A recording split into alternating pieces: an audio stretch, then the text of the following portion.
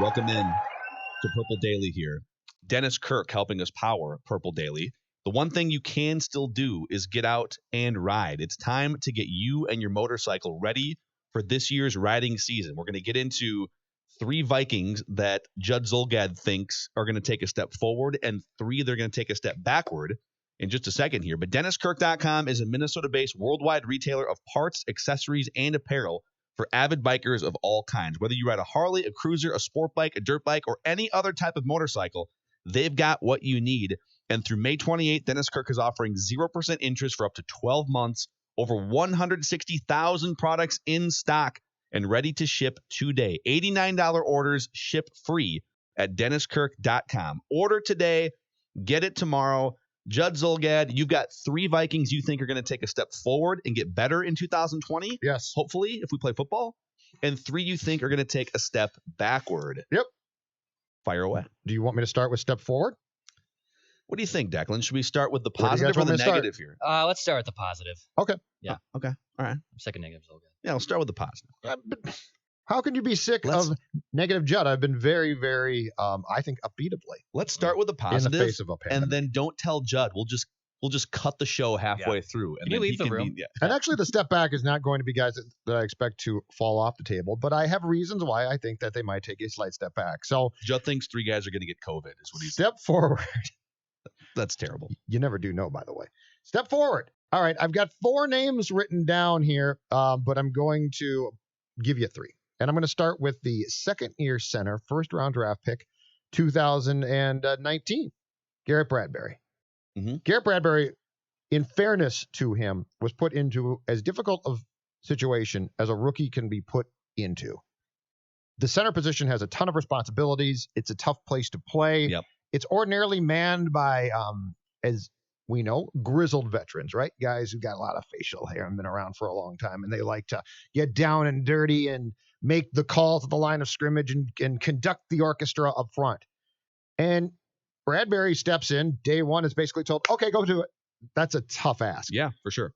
He got off to a terrible start, but again, I'll defend him by saying that he got off to a terrible start in part because of what the ask was. He never became great, but I think he showed incremental, and it's going to be slow, incremental improvement. But I think from year 1 to year 2 is going to be a major step because ideally, in a perfect world, Garrett Bradbury doesn't play in 2019 unless the starting center, of which there was not one above him on the depth chart, gets hurt, right? So now the fact that he is going to go into year 2, I don't think he's a bad player. I think he's a player who was asked to do probably more than he was capable of doing. So Garrett Bradbury is atop my list as far as guys I expect to take a significant step, and I actually won't be that surprised if he does. Here's how bad it was according to Pro Football Focus, which, I think just to take a step back here, when you watch every single game with your own 2 eyes as a fan or in the media, like you can kind of get a feel for offensive linemen and if they're struggling, especially the tackles, because you're out on an island. You can see like if, oh man, Riley Reef just got flat beat on that play. Like Matt Khalil. Right, exactly. Turnstile. Interior offensive line play is, even if you watch every single game, it can be really hard. Like you do see Pat Elflein getting lifted off the line of scrimmage a couple times a game, like it happens. So sometimes it's kind of hard with your own 2 eyes, even if you watch every game, to figure out, all right, is the center doing a good job? Are the guards doing a good job? If it stands out how bad you are, it's really bad. And it stood out big time early in the season how bad Garrett Bradbury was in pass protection. I mean, it was like his first priority was snap the ball, don't fumble. And then it's like half the time he would just be completely unequipped to hold his ground, right? And Pro Football Focus backs this up. Last year, among all centers this is including everyone, even if you only played like 30 snaps at center, but of everyone who played center in the NFL last year, and there were 48 of these guys. And I'm actually going to take a couple of them off the list who only played like 1 or 2 snaps. So of the 47 guys who played like at least in a game as a center, Garrett Bradbury was 45th out of 47 in pass block grade. On a 1 to 100 scale, he was 38.7. So everything that our eyes would tell us about about Garrett Bradbury and Pat Elflein, they're both pretty much like the same struggle fest. That Pat's going to take a step forward, by the way.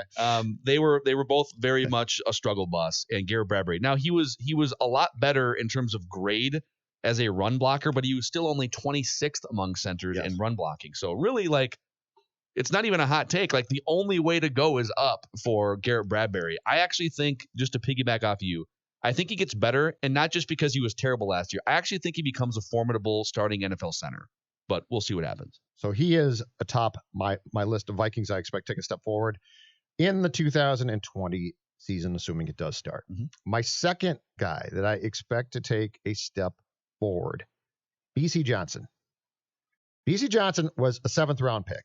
He played in all 16 games in 2019. He was targeted 45 times, caught 31 passes for 294 yards and 3 touchdowns. That's pretty damn good. Yeah. BC Johnson, so we have discussed the multitude of ways that the Vikings might attempt to replace Stephon Diggs. Thielen obviously remains an absolute key player, but we've talked about the fact that they drafted Justin Jefferson, which certainly should help them, but he's going to be stepping in as a rookie. And again, it's very possible to step in at that position and help, but that is a bit of a big ask if you're like, okay, just go replace Stephon Diggs. Tajay Sharp strikes me as the type of player that we get excited about and then gets cut or something. Like he might be a nice player. I don't know. Yeah. But I think to just assume, okay, Diggs is gone, and now you've signed a guy. When you sign a guy to a 1-year, $1 million contract, that's not exactly, we got great faith in this player. Yeah, it's a guy like you're just kind of hoping that maybe he can catch on. And exactly. Like they had plans, they signed him, then they had plans to draft a receiver. They never had plans for him to be the number 2 guy. So. But the Vikings have had, and case in point is Stephon Diggs, the Vikings have had a pretty good system of finding receivers, which you can do in probably rounds 5 through 7 or so. BC Johnson, to me, looked like a very competent player. Most importantly, he could run routes, which is a huge thing. I think BC Johnson surprises and actually has a really solid second season. And the drafting of Justin Jefferson takes all of the pressure off BC Johnson. If they hadn't drafted a wide receiver high, like if they had drafted a receiver, let's say in the 4th or 5th round, which would have been inexplicable, like with how great this wide receiver draft was. I like that they drafted one early. And BC Johnson came in with pressure like, hey, dude, we really need you to be the number 2 wide receiver or compete for that spot. Unless something surprising happens, Justin Jefferson's going to get a bunch of snaps as the number 2 wide receiver. Adam Thielen's already the guy. And so if you're BC Johnson, you can kind of come in, you know, you're going to play limited snaps and you're going to be a deep threat. And like it's all kind of gravy for BC Johnson in 2020. Do you think he has a chance to be like Adam Thielen, undrafted, Stephon Diggs, 5th-round pick, emerged as superstars? Do you think BC Johnson has the ability to be like hidden gem superstar like those guys were, or just a good solid Jarius Wright type guy that you can plug in and catch some passes? I think he's got a very good chance to be a very good, solid, probably not a star. But the thing with Jarius Wright, where BC Johnson might be on a different track, is I never felt that the current regime offensively used Jarius Wright correctly. And when they did, he was really effective and good.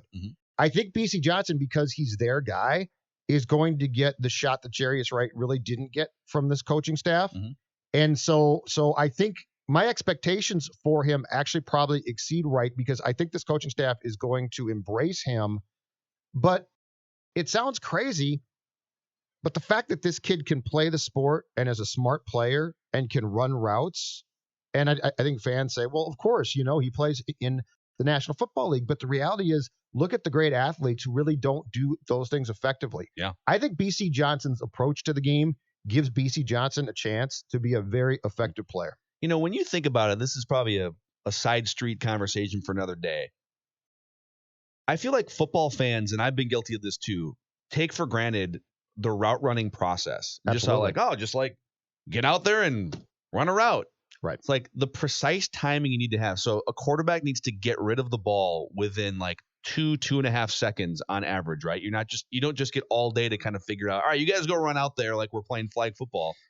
Like your footwork, not only in the timing of like exactly how many steps and the angle you need to break a route off at, but then there's also another blue chip athlete trying to get in your way and stop you. And so the footwork to separate and all the different things that we don't see, like there are a lot of routes in the NFL that are sort of optional based on how the safety and the cornerback react. And it's not like you and the quarterback get to say, all right, hold on a second. All right, let's just talk this over real quick. The play clock's winding down. You have to make a decision that the quarterback also sees the same thing. And like that can be overwhelming for rookie wide receivers. And so The fact that BC Johnson looks like, and not that he's mastered all of that, but looks like he's got a better clue of how to handle the route tree and the timing and everything than even some of the first round picks we've seen come Think in here about is a big thing. if Cordell Patterson could have run routes. Oh my gosh. Like, think about that talent. Yeah. And now he gets the game. Absolutely. That is a potential Hall of Fame type of player. Yep. Because of the God-given talent that kid had. So I think BC Johnson, because of the fact that he gets the game, and Kirk Cousins, like most quarterbacks, and probably more so than some, Kirk Cousins, I think, needs his guys to be where they're supposed to be consistently. BC Johnson will be. Who's your third guy? So I debated this one, and I'm going to tell you who I passed on because I think he's already good, and I think he very well might take a step, but it's not nearly as important to this conversation as the guy I'm going to give you subsequently. Irv Smith, I'm going to pass on because I think Irv Smith will take a step, and I think he's damn good. Yeah. And it's not going to be surprising if Irv Smith is going to turn out to be a really good draft pick who matures into a potential star player in this league. He just needs about 70 targets this season. Right. Just throw that guy the ball. But I'm going to give you one that in my mind is probably next to Bradbury, or it might be neck and neck, the most important. Mike Hughes. First round pick. And I will continue to say this. This is the type of guy who, if he continues to get hurt or fails, it costs people their jobs. Mike Hughes' success is, I don't know if I can find the right word, but it is paramount to the Vikings defense and their potential success. If Mike Hughes, he tore his ACL early in his rookie year. He then came back, and I think he played in 14 games last year before he broke his vertebrae late in the season. But if Mike Hughes comes back and Mike Hughes can play, let's say, the inside slot corner, it is absolutely key. So Mike Hughes, to me, he should and he has to take that next step. Yeah, and the success of Mike Zimmer's defenses has really predicated on coverage. Yes. You could say, obviously Danielle Hunter, Everson Griffin, they've had some hellacious pass rushers, but just the safety net of having guys who know what they're doing in the secondary. And at that cornerback position, Mike Hughes is the only guy you would point at right now and say, we hope you know what you're doing. Yeah. Everybody else is a question mark. There's some talent. I think they're still going to sign somebody, but yeah, he's definitely a guy that if you can feel comfortable with, all right, we're going to put you there. We'll feel comfortable. Gladney will get you up to speed. Free agent guy comes